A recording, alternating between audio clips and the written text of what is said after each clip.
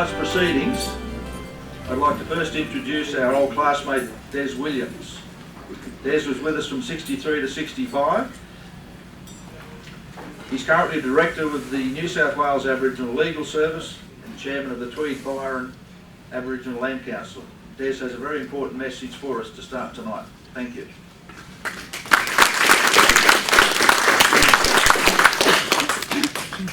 In a lot of meetings, it's customary to get a local Aboriginal person to do a welcome to country. We couldn't arrange that, and as I'm not a local here, I can do an acknowledgement. An acknowledgement is that I call on everyone to acknowledge that this country here is the country of the Nyungle people, and I respect their right to call themselves traditional owners in this country, and recognise the fact that they are my ancestors, and I have the greatest respect for my people, my ancestors, and so on their behalf, I'd like to welcome you here, and I ask you to acknowledge that this is their country. Thank you.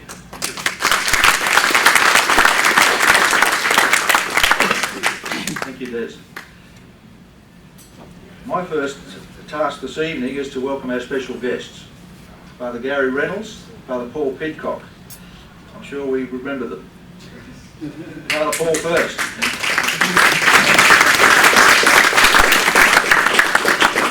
Do we remember that?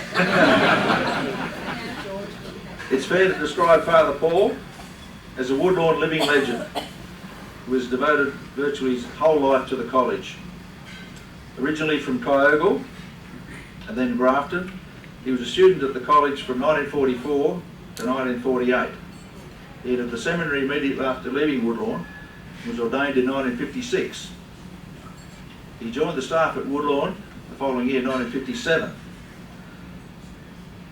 Except for a brief period of about 7 years when he was at the Morris College in Burnie in Tasmania, and in America where he gained a Masters of Theology from Berkeley University in California. He's been at Woodlawn virtually his whole life. Among other things at Woodlawn, other roles, he was the bursar. He taught religion, agriculture and chemistry. He was honorary chaplain at Grafton Jail for 14 years, and when boarding finished at Woodlawn in 2001, he was appointed college chaplain, a position he holds till this day. Father Paul was a member of the staff for the whole time we were at Woodlawn, and he taught most of us here present tonight. Among his many roles at the college, he produced several musicals, usually Gilbert Sutherland light operettas, and it was entirely fitting that last August, when they were naming the new wing, the new performing arts building at the college, that it was named the Pidcock Centre in his honour. Father Paul embodies the spirit of Woodlawn. Father Paul embodies the spirit of Woodlawn, and we all hope his legacy will long endure. Congratulations to Father Paul.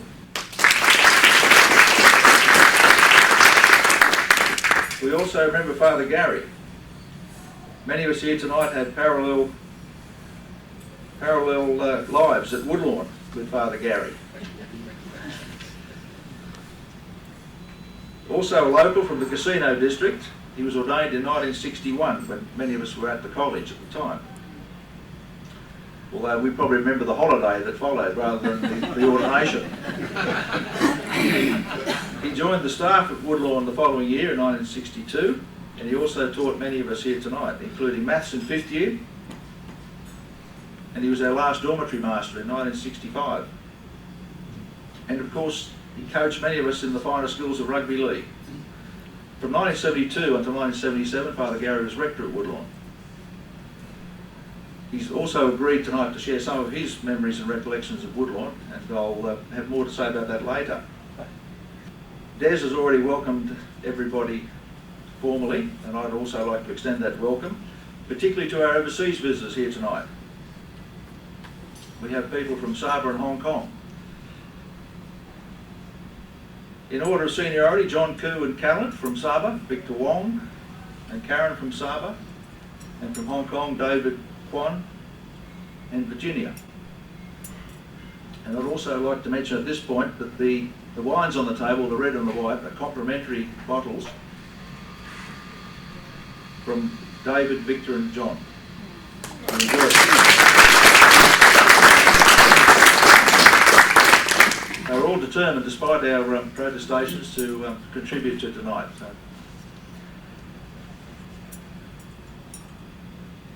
Many of the locals have also travelled a great distance. I particularly welcome from Melbourne, Peter McNally and his wife Julianne. Sadly, there are many who couldn't make it, and I'll have a list of apologies to read out later. At this point, I should warn you that David Kwan is an avid and expert photographer. Had a time out warning with him yesterday. I don't think I've had more photos taken of myself since I was a baby. He definitely gets the paparazzi award. So be prepared to smile a lot and be in lots of photos after dinner, probably during as well. The banners you see on the right and this one here, were prepared with the idea that we'd get a photo of everyone here tonight in at least one photo. Some are in several. So if you haven't had a chance to look at them yet, I invite you to do so later. Now, some of the ladies here present might be a bit bemused by some of the photos which show boys with suit jackets, wearing short pants and long socks. There was a good reason for that, and it wasn't our fault. And I was one of the boys, I must say. The college rules of the day stipulate, and I quote, this is taken from the prospectus of the 1961 Eagle. All young boys shall wear short pants with their suit until they achieve a height of 5 foot 2 inches. I don't know what it is in centimetres, but it's still short. I don't know if Bob McGowan was one of the boys in the short pants, but he certainly grown a lot since. It's hard to remember, he was in 5/7s in first year. Okay, thank you, ladies and gentlemen.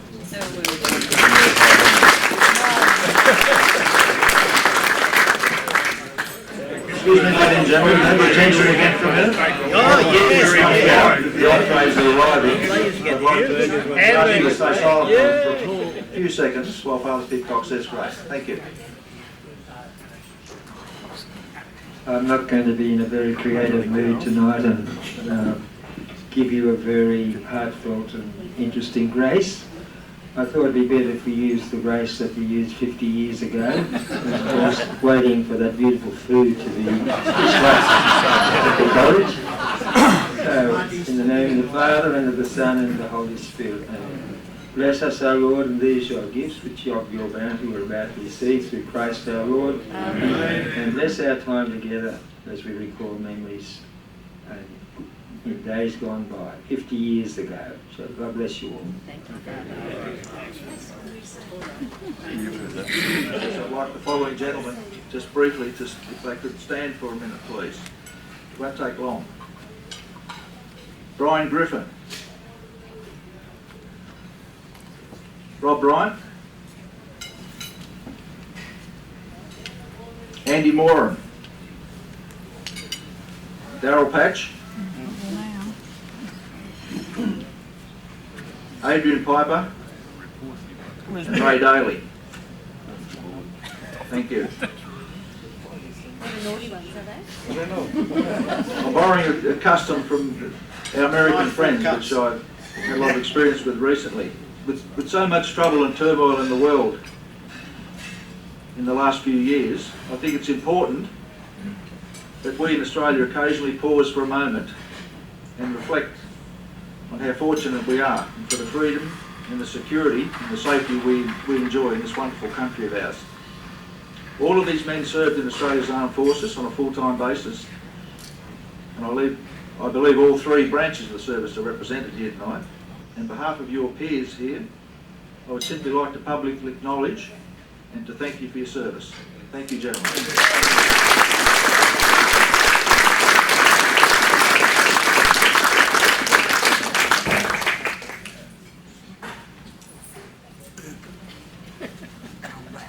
Now, some apologies. Unfortunately, there were several of us who couldn't make it tonight.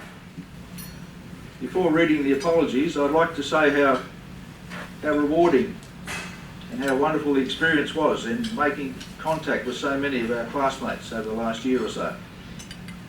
And I think I speak on behalf of the rest of the committee, Greg, Bill and Brian, that it's been overall an enjoyable experience and the response has been overwhelmingly positive. One or two exceptions, but overwhelmingly positive. The following apologies. First of all, John O'Hara. John did a lot of work on the initial editing of the publication we've put out there tonight, especially with the obituaries, and he hoped to be here. He lives in Bicheno in Tasmania. His wife has been seriously ill and receiving chemotherapy, but the good news is she's on the road to recovery. The prognosis is good. Other apologies, John Alvos, Greg Biddle, Les Blair, Glenn Brown. Glenn Brown's another Vietnam veteran who had to pull out the last minute, sadly, for health reasons. Bob Burgess hoped to be tonight but couldn't make it. Des Comerford, one of the Clarence boys, currently recovering from brain surgery. Des's wife Karen has taken him on a cruise. We wish him Godspeed with his recovery. Ross Cross of Johns River, as Father Kenny always used to refer to him. Nick Hale, Dennis McLean. Dennis sadly has been in poor health for some time. Jerry McCabe, who lives in Melbourne these days. John Maher couldn't make it, nor Ron Mulville. Bob Patterson, Floyd as we knew him. Jeff Rhodes, he was our head prefect, school captain. Arthur Reynolds. Mike Reynolds, who lives in Hobart these days. He's done one of the biographies, I believe. Don Smith, John Schaefer. Rowan Storworthy. Rowan's youngest son is being married tomorrow, so he's got a good excuse. Rowan wrote to us, would love to have been able to attend, and I'm sure everyone will have a great time. Regards to all. Paul Hitchens. Paul was disappointed not to be able to make it. He's been at most of these reunions over the years. And he writes to us, there are a number of guys I would love to touch base with. If there is a formal apology announcement, please include my name in it. Hold fast to traditions, Paul. Consider that done, Paul. There are a few on overseas trips who couldn't be here. Mike Cosio, another Grafton boy, I believe. Kenny Wee, who's overseas. Mick Lolbach, who's currently visiting his son and daughter-in-law in Colorado in the States. Mick expresses his disappointment. He wrote to us, wishing everyone well, and he adds, I was especially looking forward to catching up with teammates from the 1965 97A football team. And many other classmates that I've not seen since leaving school. The biographies provided some great information, but I'm sure there's a lot more information that will emerge, especially after a few lines. Thank you, Mick. As I recall, Mick was captain of the 97A team that year, and that they were an undefeated team. They're also ably coached by Father Gary here. And I believe there are some members of that team here tonight. Darryl, Paul and Paul, Michaels and Starkey, Des Williams and Hugh Irving. And finally, Frank Cotton was unable to attend. There's an interesting postscript to Frank Cotton. For some reason, the college records and the old boys records all showed Frank Cotton as being deceased. We were attempting to write his obituary, and I think Bill was on the phone to me one night, and Heelan, Bill's wife, heard the name Cotton and said, I went to school with a Kathy Cotton at St Mary's in Grafton. I think that's Frank's sister. Why not ring her to get some information? So we got Frank's number Kathy's number rather, from Heelan, and Bill rang Kathy and said, we're looking for some information to write an obituary on your brother Frank. She said, why don't you ask him yourself? He's alive and well, living in Western Australia. Heritage Taxation Department. Oscar Wilde said, reports of his death were greatly exaggerated. Frank's visiting the East Coast later this year, and he asked to, if it was possible to catch up with as many of his old mates as possible. He's very disappointed he couldn't make it. He works in the mining industry in Western Australia, as some of you might have noticed from his biography. Now, beg your pardon? Beg your pardon? John McConnell was also a member of that. Anyone else? Yeah. John McConnell sends apologies? My brother Peter. Peter, beg your pardon. Thank you, Paul. Now, as I mentioned earlier, Father Gary is also an Woodlawn old boy. In fact, all the men here tonight are Woodlawn old boys. Father Gary attended Woodlawn from 1953 to 1954. And I've been told by his publicity agent to let everyone know that in 1953, Father Gary won the trophy for the most scientific boxer at Woodlawn.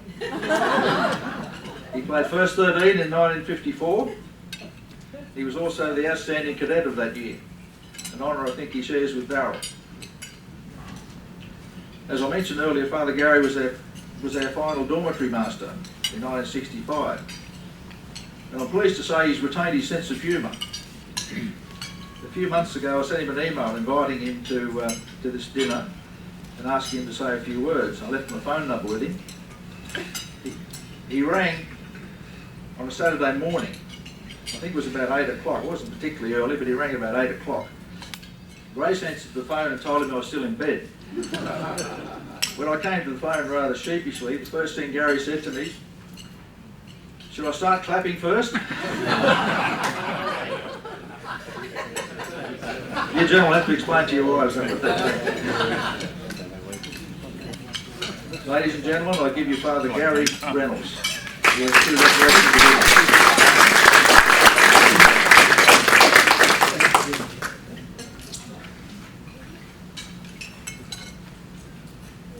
Well, I wonder where 50 years have gone.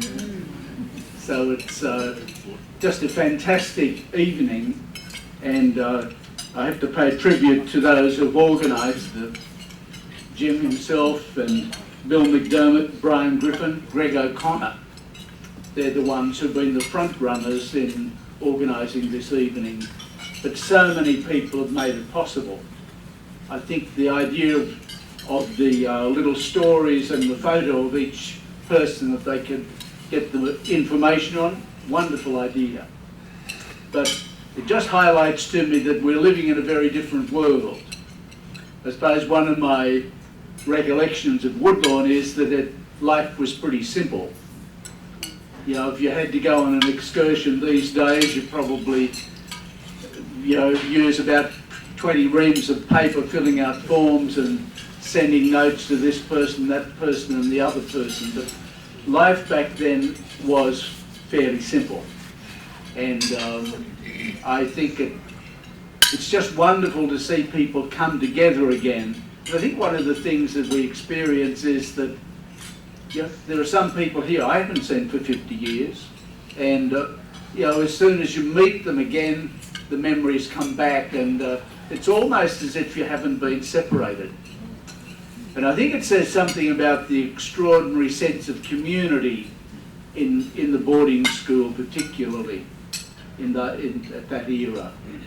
We did live pretty close together, packed into dormitories, packed into bathrooms. Everything was, pressured and close. And so great friendships were formed, and a great sense of community. So I'd particularly like to congratulate those who organised this evening. Interesting, if you'd like to show me.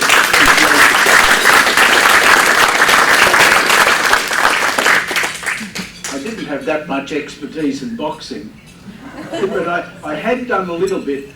The Morris brothers were always keen on boxing, and I went to school in Casino, Morris Brothers, up until the end of third form in those days. And I learned a few skills, and I didn't like boxing particularly, I must say, but out of a sense of duty I thought, oh no, I'll give it a go. So the best mate of mine, and I haven't seen this fellow since we left school, Kieran Ryan. Anybody know him?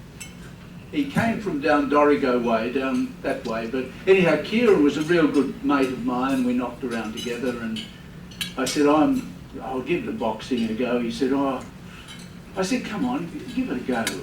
And I said, you won't get matched against anybody who's any good. So, you'll be matched with somebody at your level. So anyhow, lo and behold, we went through the process. I'm matched against him for the final of the boxing. And I did have some more skills than Kieran. So we boxed around for the first and the second round, and I thought, well, I better do something. So I gave him a whack, and he had to go to hospital and have his mouth sewn up. And then I felt really bad when I finished up getting the prize for the most scientific boxer, because I was boxing somebody who hadn't had any experience before. But anyhow, that's just an earlier memory. I suppose I came to Woodlawn in 1962, as you'd be aware, and I was fresh out of the seminary, no experience, wet behind the ears, and these were my years then of kind of growing up, as it were, and getting hurled into a pretty busy lifestyle, actually, when I look back. Jim's mentioned, you were pretty multi-skilled in those days. I was the light superintendent for some musical, and you did all kinds of things. You had the feeling everywhere. Sometimes I can remember, I think it was a little bit later, the dirty windows in the chapel were annoying me. So I was reasonably fit in those days, so I actually got out on the windowsills in the chapel to wash down the windows, holding on with one hand and washing down with the other. Well, you'd go to jail now, wouldn't you? Occupational health and safety. So, but we did, it was a totally different era. And for me, it was very happy days, very tiring days. I can remember saying to somebody at the end of term one, they said, how's it going? I said, oh, not too bad. It was great once I went numb from tiredness. Every day you had a very, very full program. And of course, the philosophy of the day was keep the boys busy, it'll keep them out of mischief. It didn't work, that's right. And the wonderful thing is, we only found out a fraction of what you guys did. I was in Sapa a couple of years ago for a reunion, and I picked up a story, and the guilty customers were there. There used to be one of those trolleys that the railmen used to go along the line, a little pump action thing. So now you fellas wouldn't have done this, I know. But some of the blokes in the middle of the night went down, put it on the line, and by this time they knew the train schedule. So they were going along nicely, except a train they weren't expecting came along. And they were in the middle of a very long, what do you call them, trestle bridges, viaduct, and they were out in the middle of it. They couldn't do this quickly enough to keep going, so they had to pull up, throw it off the side, swing under, hang onto the sleepers. Well, the train went over, and then they came home, dusted themselves down, and when the clap went in the morning, they were in business again. Now, you can tell me a lot more of that kind of story later on. But for me, they were wonderful days. They were very formative days for me, the beginning of my priesthood and beginning of teaching. And so so I kind of graduated from my first stint at Woodlawn the same year you fellows graduated. So I went off then on to finish doing a science degree. I had an appointment down in Burnie for a couple of years, at Geelong for a couple of years, and then the next thing I found myself recycled back to Woodlawn, and then I was rector there for 6 years between, what are we, 72 and 77. But that's my last time at Woodlawn. Of course, I visited quite regularly because I have family in Casino. So, you know, they're lovely memories, and memories are coming back here tonight too. You remember a dog called Spike? Any you remember him? Yep. He was a bitzer, fair bit of blue heeler in him probably, but Spike owned the place. And I can remember one Sunday, I think it was, a family from Downlands came down for some sporting picture we were having. So they must have the windows down in the car. Anyhow, Spike sniffed this dog in one of the visitors' cars. So he attacked the car and made a hell of a noise, and so they wound the windows up and thought, well, we won't park here, we'll park down at the Oval. So meantime, Spike goes down to the Oval and looks around, and by this time the dog's out. And so Spike goes over and bowls him over and gives him a good rough up, and he was a bit of a toy dog, and so the family brought him, put him back in the car. What did Spike do? He went around each tyre, one at a time, peed on it. And then he went back up the hill, in charge. But he was also fairly perceptive of, you know, and you probably remember Dennis Kenny well. Dennis sadly died, what, a couple of years ago. Anyhow, Dennis, you remember he used to take a 16mm film each year, so it was a very good record of the activities of the school for the year. And this year he decided he'd start the film by a quick photograph of each of the staff members, just so that made sure each of the staff members was in the photo. So along he went, and you know, one by one, and then my turn came, and the kids roared with laughter. The reason was that as my shot came on the film, my friend Spike was at the car just behind me doing what he did very well. I think the fellows thought that it was a very good comment. So look, there are lots and lots of things that you're remembering this evening, and it's just a delight to be here. You know, meeting up with people that many that I haven't seen for 50 years. So it's been a great privilege to be part of your story. That's right, the other comment I was going to make, that wonderful little summary of people. I'm really impressed by what you guys have done. You know, professionally and in business and whatever walk of life. There's a huge variety there. And I think we can truly say that you've used your gifts very well. So thank you so much for inviting me. It's been wonderful to be here, and congratulations on all of the energy that's gone into it and the energy that you're sharing here this evening.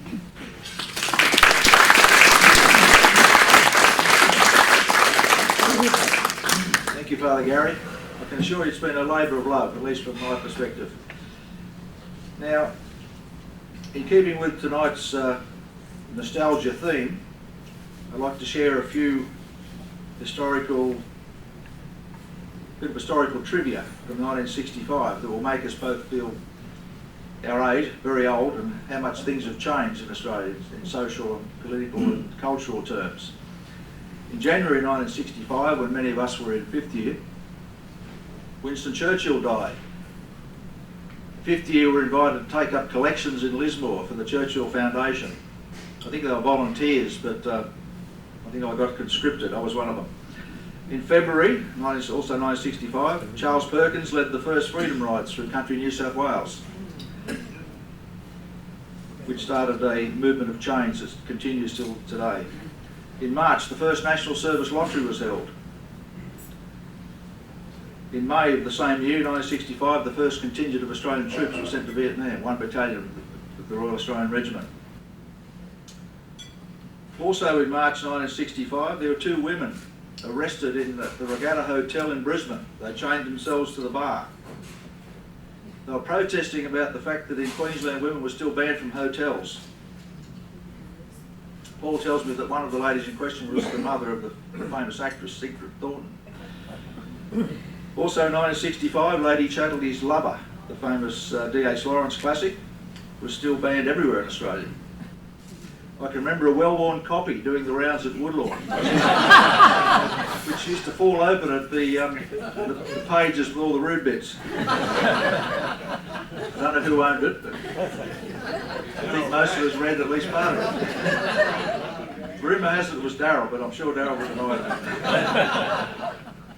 Also in 1965, the top-selling musical album was not one of the Beatles' albums.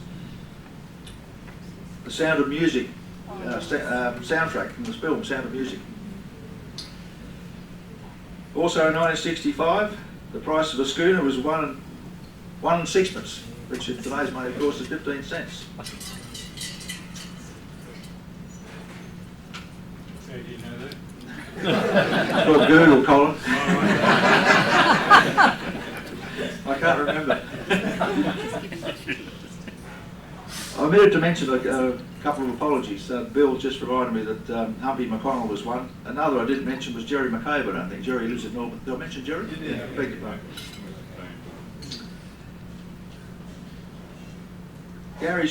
Father Gary's just given us a good indication of how hard they worked, and the Morris fathers at Woodlawn certainly put in the hours. Say what you like about it, but they certainly worked hard.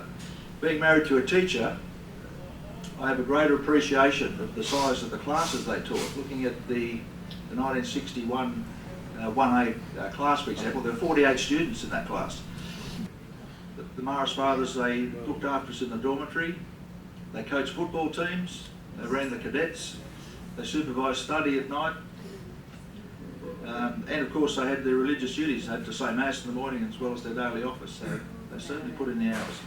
And they've helped to make us the men we are today. We thank them for it, I'm sure.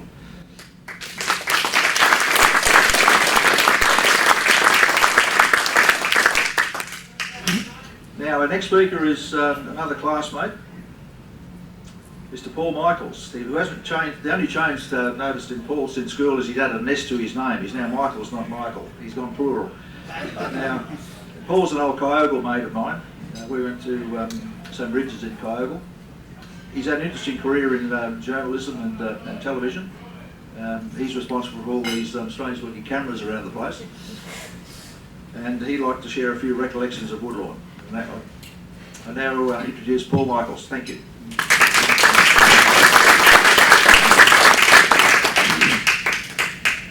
I'll just lower the microphone a wee bit. Well, first of all, I have a confession to make. And I guess this is as good a place as any to start doing confessions. So, fathers, forgive me. It's been at least 35 years since I was at Woodlawn. I took my bride at the time on a jaunt through my old stomping grounds. We stopped off in Kyogle and had lunch at Pappas's Cafe, which is a revelation in its own right. And then we went on to Lismore and went on to Woodlawn. We got as far as the concrete path, which is the one just outside what used to be our third year classrooms, where we used to sit and rub pennies and rub the faces off pennies, if you remember that, and send them into shapes, and then send them into Lismore to get chromed for God knows what reason, hang them around our neck or somebody will give them to somebody. Anyway, so we got into that area, that footpath behind the grassed area, and my wife sort of looked down at the ground and she shrieked, "What is that mess?" And I looked down and I immediately recognised exactly what she was referring to. I said, "Oh, that would be spit." Great globs of dried spit. I explained to her that the boys on the balcony above would aim as carefully as they possibly could, or as uncarefully as they could, and try and direct a great golly onto those who were below. So you learn fairly quickly. You learn fairly quickly not to sit there or walk there. And surprisingly, she said, "You grubs." I said, "Well, yeah, that was us." So it's boys being boys. Despite the efforts of all the efforts of the good fathers, you can't take that out of them.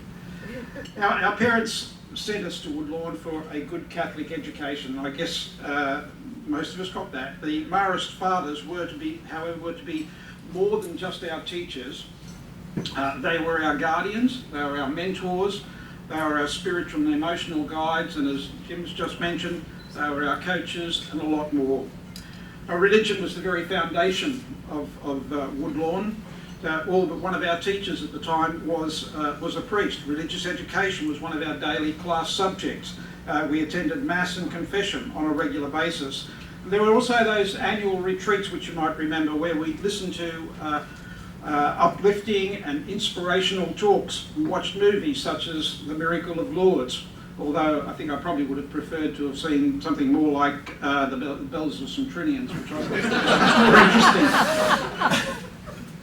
So we may have struggled with the challenge of contemplative silence and reflection, but at least it meant that we had a couple of days off school, and that could have been, yeah, that was the best part of it as far as I was concerned. But there were two religions at Woodlawn, as most of you will remember. The other one was called rugby league. So it was a golden era for Woodlawn. With 400 boys, we were able to field about 30 teams in the competitions in 7 weight divisions. So it was no wonder that we regularly cleaned up the local junior competitions, as well as I think it was every division of the Grafton and Casino carnivals that we attended, as well as producing some outstanding footballers as well at the same time. So in summer we had other sports. We had cricket, we had swimming carnivals, we had track and field, we had inter-house boxing, as Father Gary has referred to. I tended to think of the boxing tournaments as more as how fast can you run around the ring and get away from the other bloke. And also we would have in the athletics, we had, and I found this to be fairly bizarre, javelin throwing was one of the sports that was in the inter-house athletics. And I can distinctly remember on one sports carnival day when somebody threw a javelin, which I think the golfers amongst us would probably know as a shank. Cricketers amongst us would know as a wide. Anybody else would probably know as almost certain death for the person who was in the stand and almost copped a javelin where they oughtn't to have copped it. And there was one other sport that wasn't an official sport, and some of you may remember this. It was Christmas beetle racing. Now what that involved was during evening study in the spring and the summer when Christmas beetles were about, certain boys, and I may or may not have been amongst them, would stick a needle and a thread through the Christmas beetle and watch. Yeah, well, we're boys, come on, yeah, 14-year-old boys, what do you expect? And then you'd watch the Christmas beetles soaring up into the air and see how long they survived, and took bets on which one was going to survive the longest or crash land. So as I said, it's boys being boys, and that's what we really were. We were 14-year-old boys. Of course, if you're caught for that or any other misdemeanour, such as talking when you shouldn't be talking, running when you shouldn't be running, it would be a trip up to the discipline master's office at night for a healthy dose of cuts, and a reminder that pain was character building. No 50 Shades of Grey there. Come on.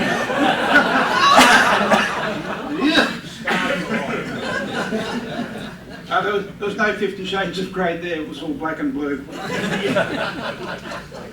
So the other compulsory activity for us at Woodlawn, of course, was the cadets. And being in the college band, I was fortunate, along with others, in that it meant that we missed out on all of the boring bits such as parade ground bashing and the like, and took part in the interesting bits, which was the occasional bivouac, going to the rifle range where we actually got to fire real guns with real bullets, and then we had the annual passing out parade and the week-long cadet camp.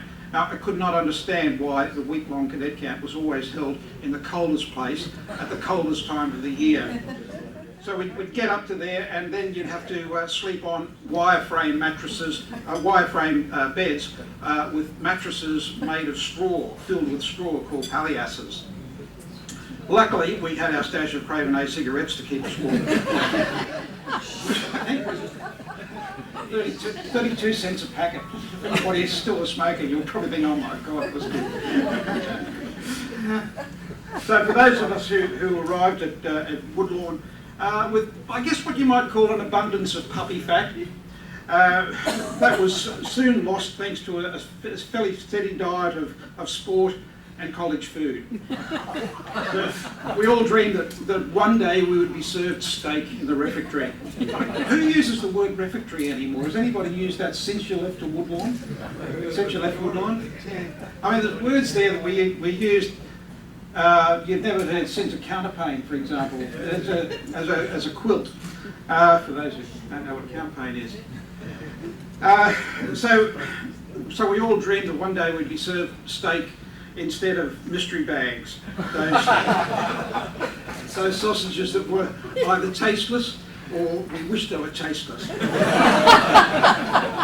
I recall that on one occasion we actually did get served steak, and it must have been some very high feast or somebody was being ordained or something along those lines, and they served a steak. Now, I don't know if you've ever tried to cook 400 steaks at the one time and be served at the one time. It's not going to work. It never was going to work, and sure as hell didn't work that time. The steak was tougher than a Himalayan mountain rice beef. And after that, the mystery bags weren't so bad. So you may recall a rather fulsome and fairly fearsome lady who ran the kitchen. She was all known to us as Sapphire. I never knew if that was her name or if it was a nickname. But she ruled that kitchen with an iron fist and a blunt knife. And so she and a couple of the wenches who were behind the servery, along with some ladies who were in the laundry, they were the only females that we got to see through those long weeks of term. Even with the high levels of teenage testosterone, I don't think that if we were having impure thoughts of lights out, I don't think it involved any of those ladies.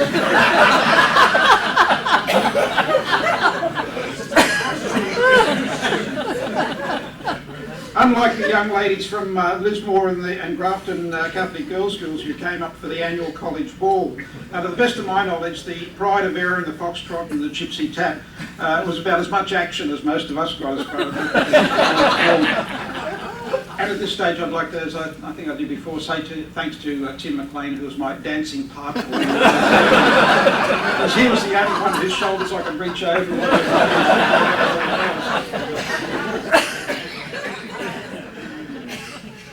Yeah, so the pride of Woodlawn was not fox-trotting off anywhere to tap any young lady, be she a gypsy or not. So 50 years ago, we left Woodlawn. It seems so long ago. That we graduated with our leaving certificates in hand and our future in front of us. It was an exciting time to be making our way into the world. The Vietnam War and the sexual revolution had just begun, and I knew which one I was hoping to be part of. The soundtracks of our college years came from the Beatles, the Rolling Stones, the Animals, and Sound of Music. Along with Billy Thornton, the Aztecs, Ray Brown and the Whispers, who was Jeff's cousin. But one of the most unlikely hits of 1965 was Normie Rowe's cover version of a rather sugary Doris Day hit from a decade earlier called Que Sera Sera. And you may remember, of course, that the prophetically for us, the chorus includes the words, "The future's not ours to see, whatever will be, will be." So as we set out in a world of uncertainty, the future was very much ours to see, and whatever achievements we've had in life, personal or professional, and as Father Reynolds said, it's been an enormous amount of success stories amongst the students. We owe very much to those who taught us, who mentored us, who looked after us, and who guided us. But just as importantly, we should never forget that we owe just as much to another group, and that's those with whom we grew up in those critical formative years, our own classmates. Enjoy the reunion.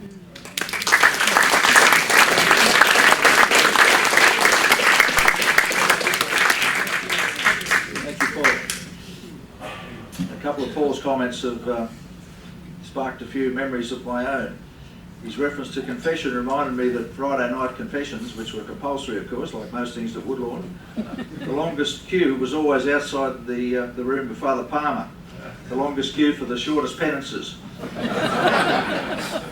Paul also mentioned that we were fortunate enough to live in a golden era of rugby league at Woodlawn, which is true. Those of us who were there from 1961 to 1965 never actually saw the first 13 lose a game. And Paul reminded me that he did. He was in Sydney with the band performing that weekend on that very, very rare occasion that the band won but the first lost. So Paul and whoever his fellow bandsmen were here tonight actually saw the first lose a game, which I certainly didn't do. Father Gary made mention of Father Kenny, who taught most of us and also coached those talented enough to be in the first 13, and he was obviously a wonderful coach. He always had a lot of good raw material to work with, but he's a wonderful coach. I think he lost one game in 6 years, so it was an extraordinary effort. School went in the morning. Yes. Almost legal. It was actually, ironically, I don't know if any of you realise that Father Kenny was actually a St Pat's old boy. His name's on one of the honour rolls at St Pat's, where my sons went to school. As Father Gary said, Woodlawn almost went in the morning because the first time losing a game was such a rare event. I can remember vividly at Assembly when they told us the result and announced that St Pat's would be returning to Woodlawn in a return match. I think it was only a week later, maybe a week I think. And Father Kenny said, we don't mind being the second best team in New South Wales for just a week, which is exactly how it turned out. On a more serious note, I spent many years with the Department of Veterans Affairs and had the privilege of meeting many wonderful men, and I always admired and in a way envied their special bond that they enjoyed without ever wishing to experience what they experienced to achieve it. The special bond that comes from men who face death together, who experience combat together. Of course, our experiences at Woodlawn can't begin to compare with anything like that. But in a similar way, we did face adversity together. We share a bond of shared experiences by being at Woodlawn in by today's standards, a fairly tough era. We faced the adversity of being away from home for the first time for most of us. I think most of us were only 11 or 12 at the time, some maybe even younger. We're away from our parents, family and home, away from our mother's cooking. We had to adapt to the, how shall I say, the challenging cuisine of Woodlawn, which I mentioned was being made by Paul. Dormitory living, sharing a dormitory with about 70 other boys.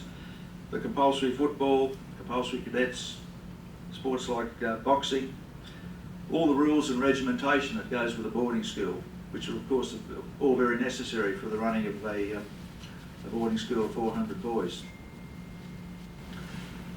I look back with fond memories and memories that I always cherish, and it's been very enjoyable for me the last 12 months meeting up with so many and talking and picking up where we left off, and I hope the bond that we share will long endure. Thank you.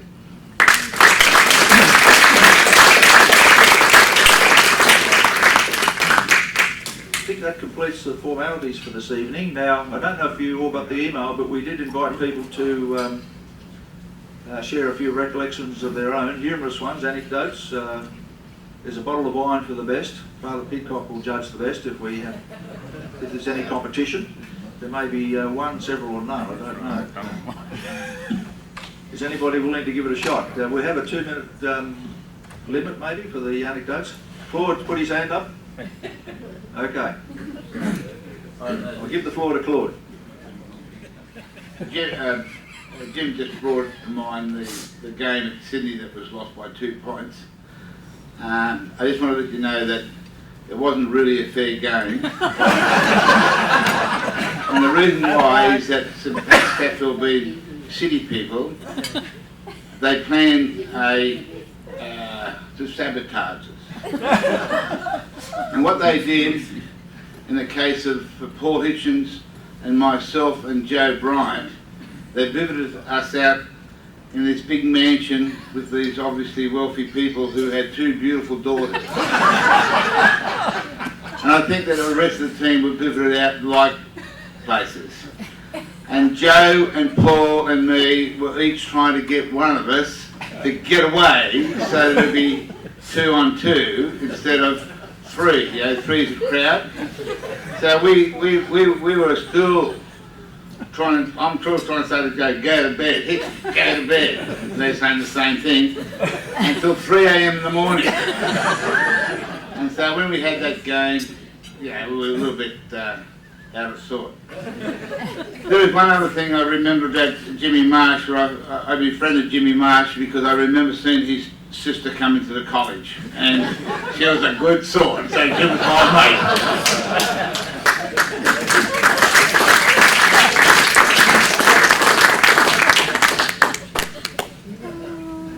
Thanks for that, Claude. You might have a different view if you saw it now.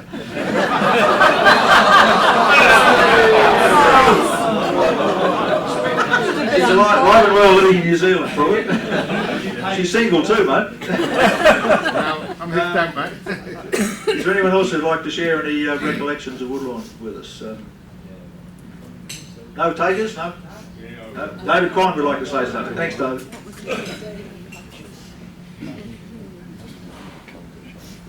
I'd like to give it a shot. My first impression of Woodlawn. I got into Woodlawn. I flew from St. Atkins to Singapore. Then we got into Sydney. And then we caught the train up to Sydney, to Woodlawn. We got to Woodlawn Station, the platform there, and it was about 12 o'clock. And so we got into school. It was the day before school started, so nobody had arrived yet, just me and my brother.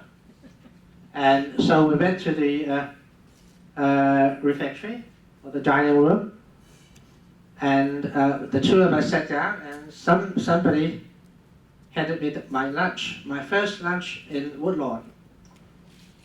It was a plate with a scoop of ice cream. I thought, gee, I really like the school. So my first impression of Woodlawn was fantastic. Ice cream for lunch. I tasted it, it was mashed potato. I've never seen mashed potato in my life. And that was lunch. Then afterwards, somebody else gave me a potato crisp, a chip. I thought, that's a potato. So, I got my knife and fork out and ate the chip with a knife and fork. But anyway, that was my first impression ever of Woodlawn. It was a great impression. And I'd also like to thank the fathers. They were very kind to us from Sabah. During some holidays, we had nowhere to go, so we stayed in the college. And we tried never to stay more than 1 week, even though it was for free and there was still food coming. After a week, during the holidays, after a week, it's always May or August, right? After a week, the hot water ran out.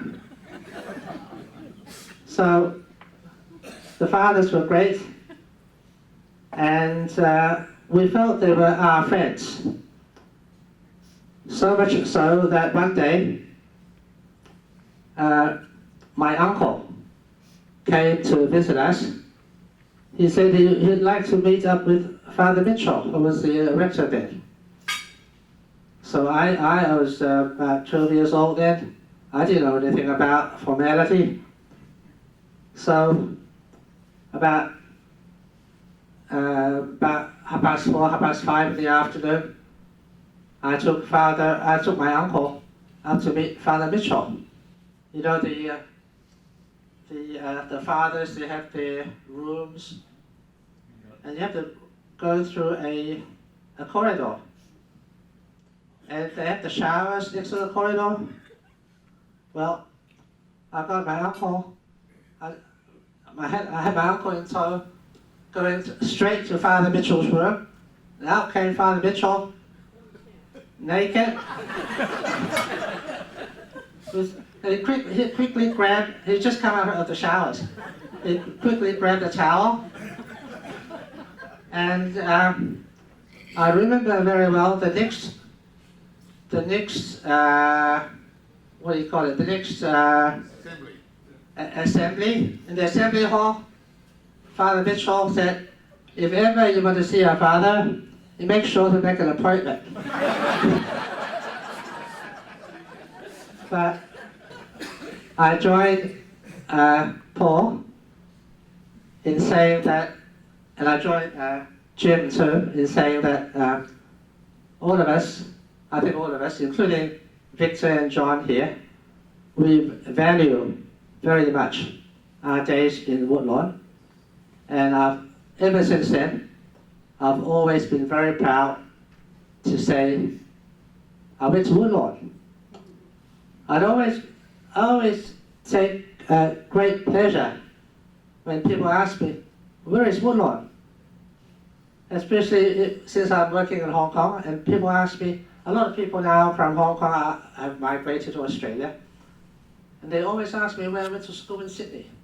I always say proudly, I went to Woodlawn. If they've never heard of Woodlawn, nobody's ever heard of Woodlawn. They've heard of St. Pat's, they've heard of all the GPS schools, they've heard all the other schools. But I feel, because I've been to Woodlawn, I'm much better than any one of those schools. I've been to a better school than any one of them who went to the GPS schools and all the other schools in Sydney. So I don't think we have anything to worry about. We're okay. Thank you to the fathers. Thank you to all of our classmates.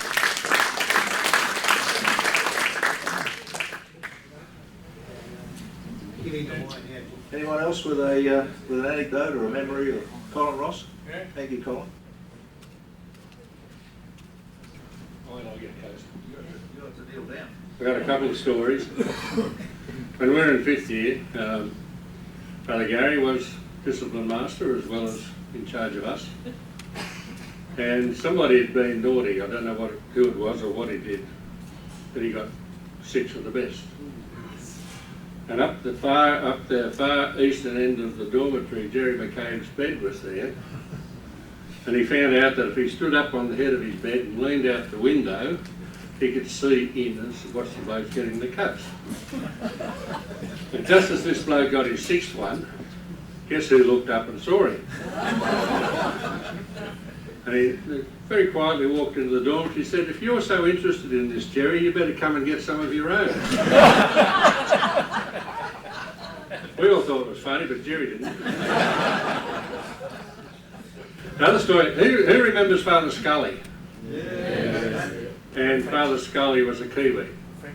Of course, they don't have snakes over there, do they? One day, when I was in 2nd year, when you blokes were in 1st year, somebody brought a dead green tree snake into the classroom. And I don't know who it was. I don't know whether they killed it or found it dead and brought it in or not. But anyway, the table was there at the front of the dais, and they wrapped the snake around the leg of the table. And Father Scully came in with his books under his arm, put them on the table, sat down and went to pull his chair forward, and he, as he went to do that, he saw the snake on the floor. The table went flying about 2 rows back. He went sideways, he was through the door before his chair even hit the floor. And we thought it was hilarious, but he wasn't too amused at that one either. Thanks for all our memories at Woodlawn, and have a good night.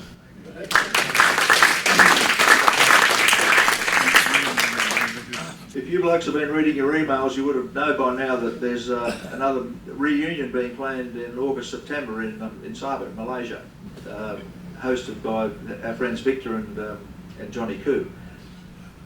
Victor's an overwhelming host, I believe. I also bought some books.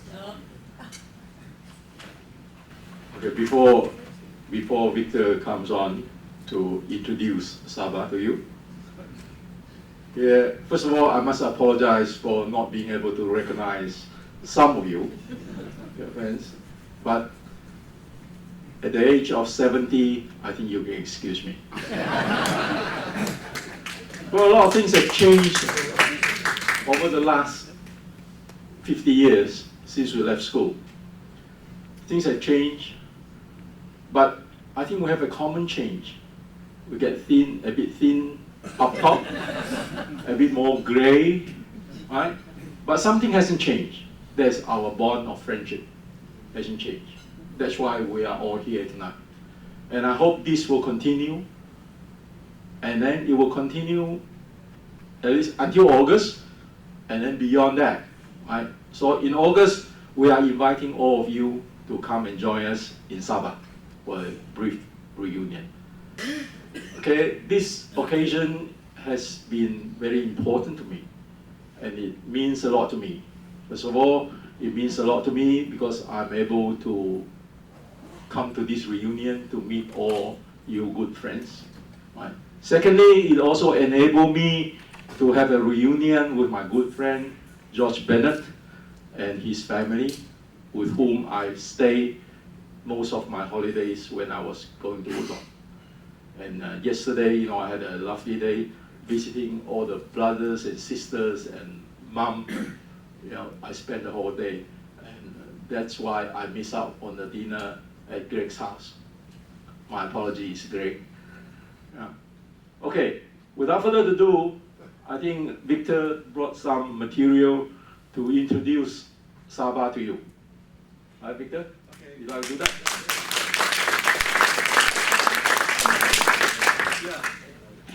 Hello, everybody. Thank you very much for actually giving us an opportunity to be here. Give us excuse to travel all the way from Sandakan to come to this reunion. Means a lot to us, I think, because especially seeing people we have not seen, some of you for 50 years, It's a long time, and then everyone is in good shape. So, except we are a bit bigger on certain size, you see, but everybody's healthy. Anyway, I brought along some brochures on Sabah, things you can do, and I think John and me have arranged that if you are in KK, we will fly over to KK to take care of you, and also on the way back to Sandakan, you're rest assured that we'll make sure all your food will be taken care of. You only need to pay for the hotels. All the food will be taken care of. Okay? And then there's some lovely introduction on Sandakan. There's a lot of things you can do. And I think the recent publicity about the piracy and things like that is gone. I think it's only once a year. So we have got a quota this year, so it's not going to happen anymore. Since it's only once a year, and it has happened this year already. So if you want to come, you better come this year. Don't wait for next year. Next year it may happen again.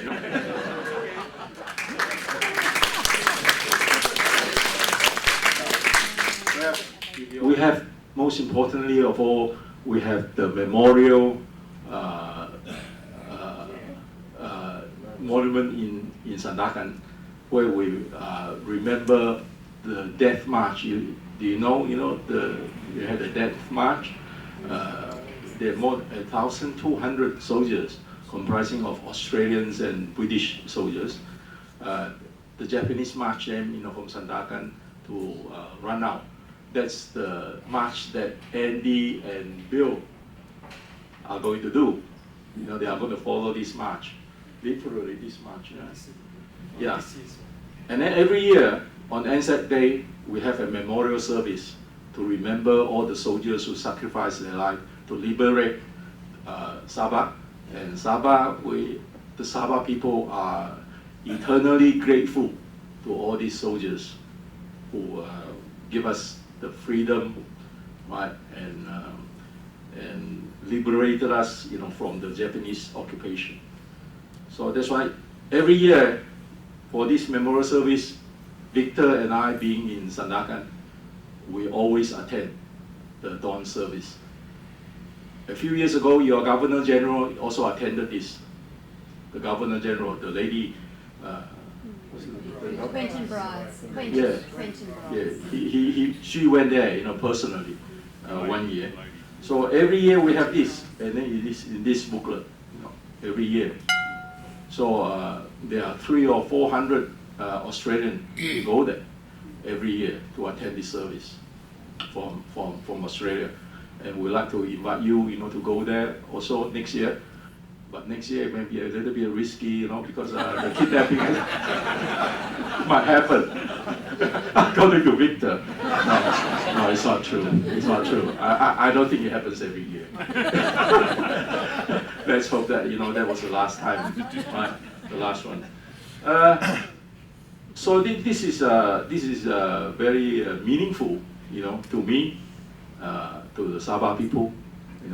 We are indebted to these soldiers for the sacrifice that they made. 1,200 march from Sandakan to Ranau, and only 3 survived. Right? So there's a book called The 3 Came Home. Right? So if you are interested, we may be able to send you some books, to read on this. Okay, so Victor. I join John and Victor in saying that you may not be aware, but Sabah has a very strong association to the Australian armed forces. Before Sabah became Sabah, it was called British North Borneo. And North Borneo only became a British colony after the Second World War. And as a British colony, when John and I and Victor came to Woodlawn, it was still a British colony, not Sabah. And on the crest of the British North Borneo, on the crest, the main item on the crest is a sailing ship, which represents the British coming to develop British North Borneo.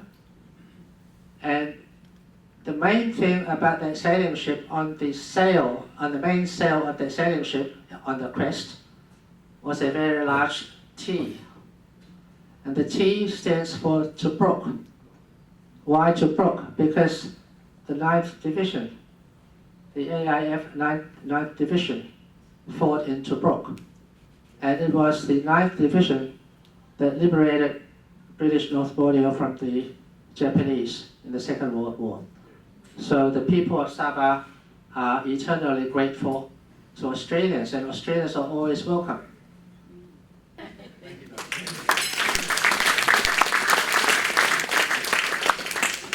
Thank you, David. It only remains for me to order the bottle of wine. Do we have a winner, Father Peacock? No, off the Quan. Okay, the award for the best anecdote is to David Quan. Thank you.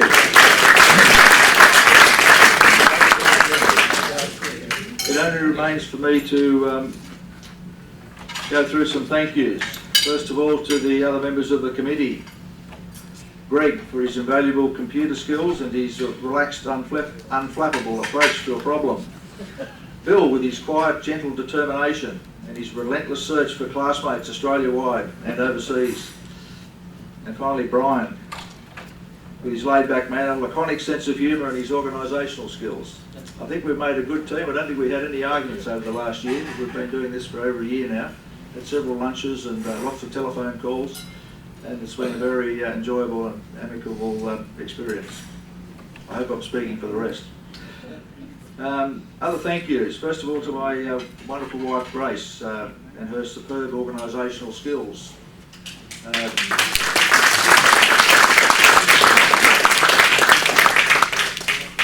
Grace has done most of the work on the photo banners you can see around us, as well as the table runners, the menus, the placemats, the name tags and all that paraphernalia. Ably helped by Heelan with the lovely flower arrangement and the centrepiece for the tables. And all of our wives, including of course Libby and Cheryl, and their invaluable assistance and their endless patience over the last 12 months. I think that's all.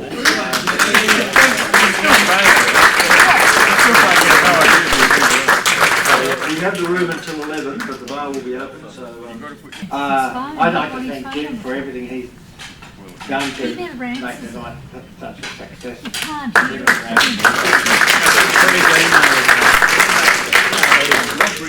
I've always been interested in sub art since Woodlawn days, and especially with Father Marsden sort of instilling in us the POW stuff. His amazing stories, but since Andy and I have decided to go and do this march, I've found out a lot more about the march and read some books. And one of the books, some of you may have read it too, is by Lynette Silver, and it's called Sundark and a Conspiracy of Silence. And the remarkable story I want to mention about that is John and Victor and David have said how much the people there appreciate we Australians and the British, what they did, and the soldiers who came and liberated them. But the books show how much they suffered, how the people there suffered incredibly, probably as a result of some of us Australian soldiers and the British who escaped, which they should do anyway. But for every soldier who escaped, there are probably sometimes hundreds of native people who were killed. And I've got a feeling David told me that two of his uncles were headmen in a village, and for some of the people, they used to round up a whole village and just knock them off, you know. On the 26th of August, Jim and Greg and my wife and Grace and Libby are all coming over, so if you want to come and join us, you're most welcome. Before I finalise, Father Peacock would like to say a few words. Thank you.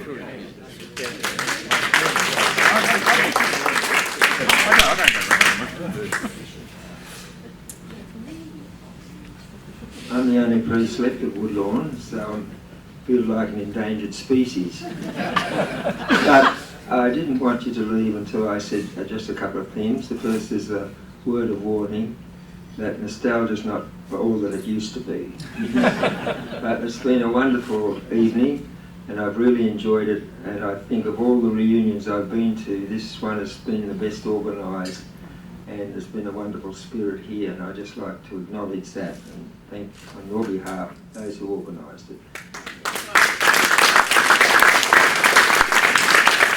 And there's only one other thing I wanted to do, and that is to pay tribute publicly to all those students who've come from Saba to Woodlawn. It has enriched our lives, and they've left a lasting impression, and you just have to look at the honour board to see what I'm talking about. So many duxers of the school were Chinese, and all the, in the sporting area as well, they've excelled. And it's like, we didn't really appreciate how difficult it would have been to come to Woodlawn and think you're getting ice cream and it's masticated. But they're the most generous and supportive and wonderful people. I've been to Saba a couple of times, and I'd certainly highly recommend anyone who can go to make the most of it. But the other thing I wanted to mention tonight is I'm really delighted to see two of our Aboriginal ex-students here tonight who really made their way in the world, and Woodlawn has really been dedicated to educating them, and we still have about 20 of them at the college now. But they too have made a wonderful contribution to the college, and I'd just like to thank them, and it's wonderful seeing them here tonight.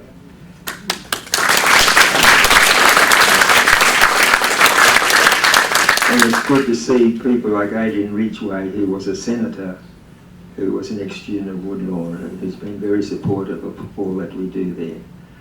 So that's been a wonderful evening. I've really enjoyed myself, and I wish as many as possible to come to Woodlawn at any stage. I'll show you around if you'd like to see things if you can't come this weekend. But we'd like you to regard it as your second home. So thank you.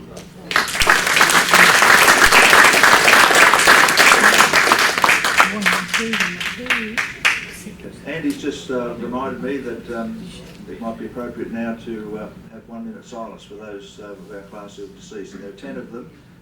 They're in our booklet with the biographies and the obituaries. Thank you.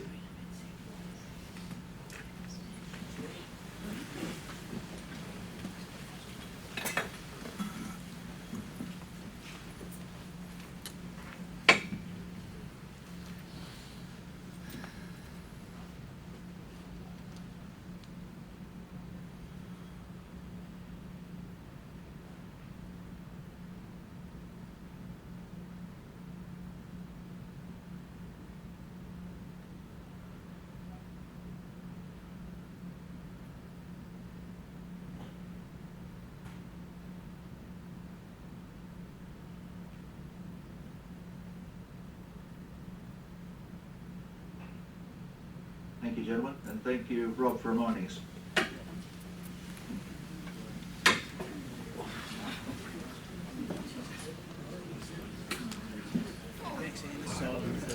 Bill's just reminded me that we're trying to organise a group photo before we all leave. We have until 11. We might do it under the Woodlawn banner if possible, if we can all gather there. I'm sure Dr. Kwan will have lots of photos to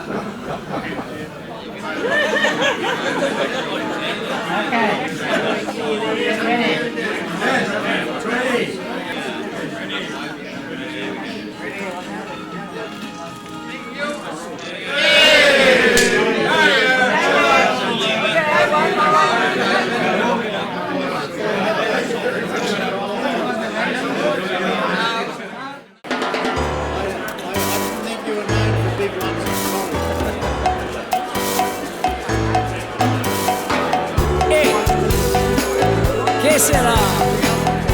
Será.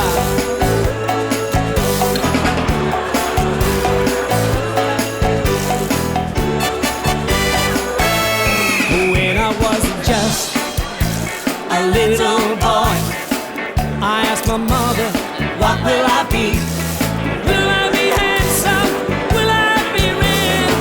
This is what she said to me.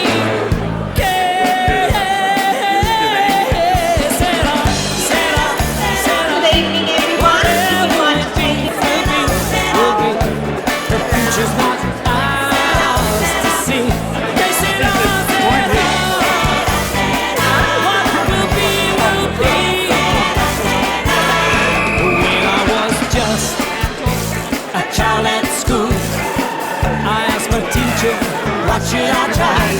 Should I paint pictures or should I sing a song? This is how I read.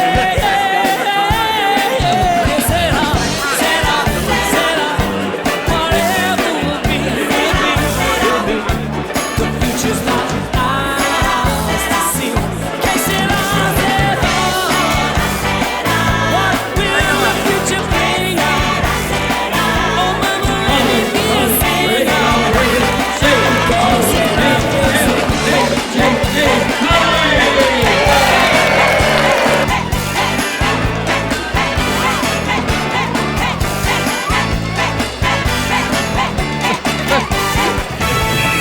when I grew up and fell in love, I asked my sweetheart, what lies ahead? Will we have rainbows day after day? Here is what my mother said.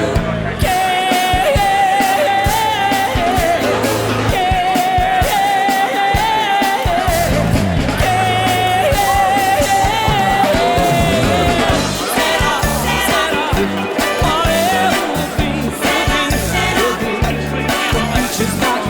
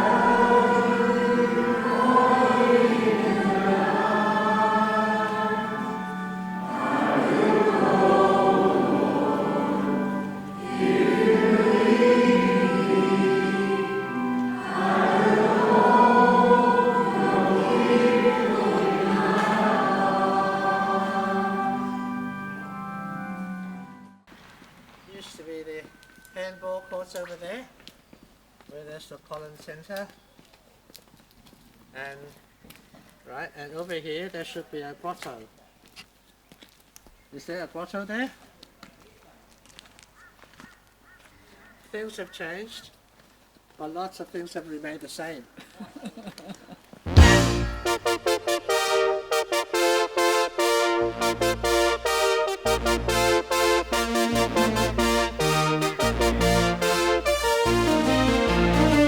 Remember the days of the old schoolyard? We used to laugh a lot. Oh, don't you remember the days of the old schoolyard? When we had imaginings and we had all kinds of things, and we laughed and needed love, yes I do. Oh, and I remember you. Remember the days of the old schoolyard? We used to cry a lot. Oh, don't you remember the days of the old schoolyard? When we had simplicity and we had one toast for tea, and we laughed and needed love, yes I do. Oh, and I remember you.